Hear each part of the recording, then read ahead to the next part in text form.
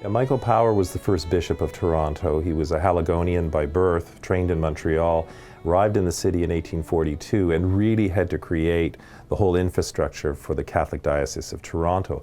But during the famine period, he has a very unique role because he's one of the few Torontonians actually to be in Ireland, where he was recruiting the Loretto sisters to come to Toronto. So he saw famine conditions firsthand in Ireland and then returned home with the ability to warn those in the city of Toronto of the numbers that would be coming. Now, what he does when he's here is, firstly, he calms down the population in terms of the alarm that had been set by the press both in the United States and in Ireland about the pending arrivals. Second thing is he asks people in Toronto to exercise their Christian charity, because the temptation was, as rumors of typhus being spread rapidly in places like Quebec City and Montreal were taking hold in Toronto, people were fleeing the city.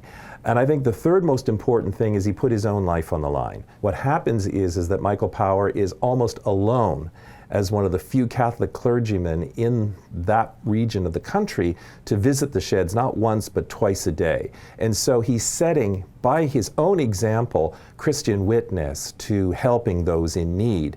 And what happens to Power is that he contracts typhus himself in September of 1847 and dies on October the 1st, 1847.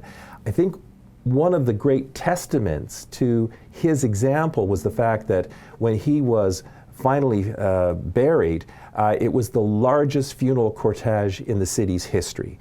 Catholic and Protestant all came out universally to tribute this individual, who eventually was buried in the crypt of the cathedral that he had begun but was not complete by the time he died.